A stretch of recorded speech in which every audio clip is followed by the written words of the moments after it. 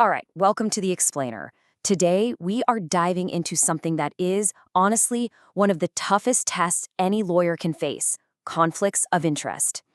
This is that moment where a lawyer's duties smash right into each other and their integrity gets pushed to the absolute limit. I mean, just think about that for a second. What if your own lawyer was secretly working against you? The one person you've poured out all your secrets and your game plan to, what if they had some hidden reason to actually want you to lose? Yeah, this isn't some movie plot. It is the absolute core problem that conflict of interest rules are trying to stop. And really, this whole thing boils down to a massive tension in the legal world today. It's like law has a split personality. On one side, it's this noble profession, right? It's all about loyalty, trust, integrity. But on the other side, well, law is a business. It's about making a profit, fierce competition, and lawyers jumping from one huge firm to another. And these two sides, they're in a constant tug of war. Okay, so let's jump into the most straightforward kind of conflict first. This one's all about protecting your secrets, the confidential stuff you told your lawyer, even years after you stopped being their client. And the case that pretty much wrote the rule book on this in Canada is McDonald Estate v. Martin. This is the classic textbook example. It's what we call a transferring lawyer situation, where a lawyer literally switches teams mid-game. So get this, there's a lawyer, and her name is actually Dangerfield, who was super involved in her client's case. I mean, she knew everything, the strategy, the weak spots, the whole shebang. Then, poof, she up and moves to the very law firm that's suing her old client.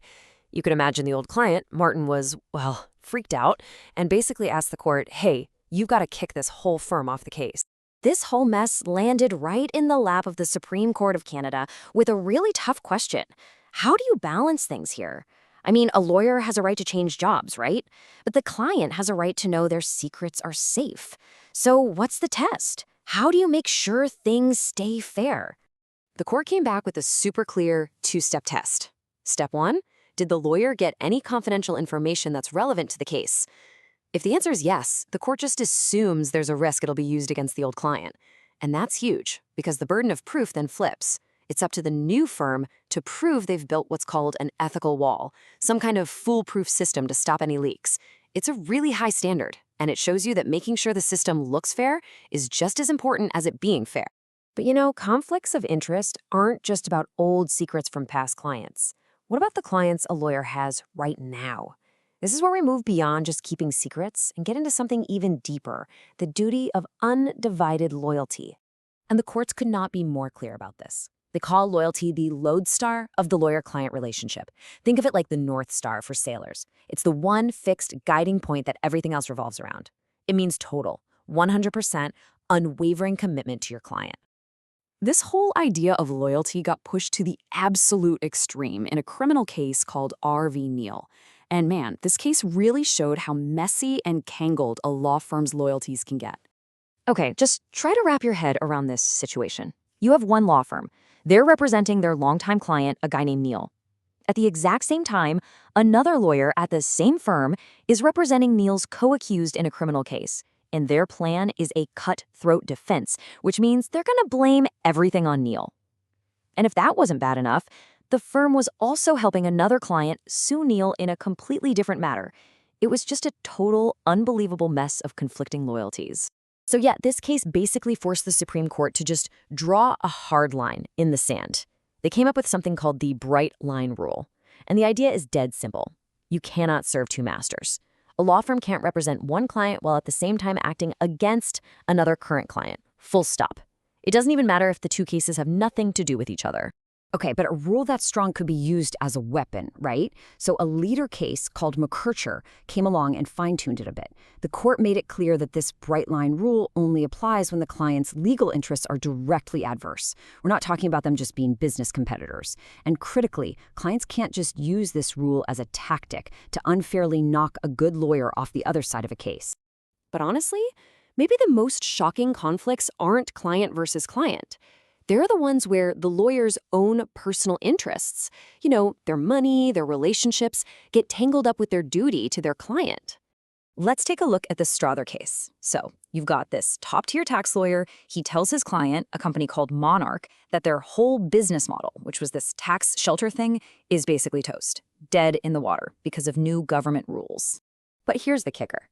At the very same time he's telling his client their business is done for, this lawyer, Strother, is secretly teaming up with a former employee of that client to start a new venture using a really similar idea, all for his own personal profit.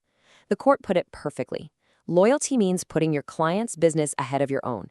Strother did the exact opposite, and wow, did it cost him. We're talking millions. And then there's this really weird one, Stewart versus CBC. It involves a super famous defense lawyer, Edward Greenspan. He'd gotten a client off the hook years before. Fast forward about a decade, and he helps produce and even narrates a TV show that's all about reenacting his former client's case. He even helped with the script. Well, the client sued, saying the show made him look bad. And the court sided with him, making a really important point. That duty of loyalty doesn't just end when the case is over and the bill is paid. It sticks around. It has to. Especially when a lawyer has the power to go on TV and tell the world their version of a former client's story. And finally, we get to a really intensely personal conflict with the Hunter case. Here, a senior family lawyer got into a sexual relationship with his client, right in the middle of representing her in an incredibly tough and emotional custody battle. Unsurprisingly, the Law Society found him guilty of professional misconduct, and their reasoning here is so important. They said a relationship like that just completely destroys a lawyer's ability to give objective, clear-headed advice. It creates this huge power imbalance and shatters the client's trust that their lawyer is acting only for them and not for any other reason. So we've looked at all these cases, right? Lawyers switching sides, firms representing warring clients, personal greed, even forbidden relationships. You might be thinking, okay, but why should I care about any of this if I'm not a lawyer? Well, here's why it matters. These aren't just some secret rules for an exclusive club. They are the absolute foundation of our trust in the entire justice system. Think about it. When you hire a lawyer, you need to be able to believe without a single doubt that they are fighting for you and only you. The moment that trust starts to crack, the public's faith in the fairness of the whole system starts to crumble with it. And that brings us right back to where we started, with that fundamental tension. Law firms today are massive global businesses. Lawyers are more mobile than ever, hopping between firms. And it all leaves you with this one big lingering question. In this new world, is that old school ideal of pure, undivided loyalty even possible anymore? Or has it become the ultimate and maybe the rarest prize in the modern business of law?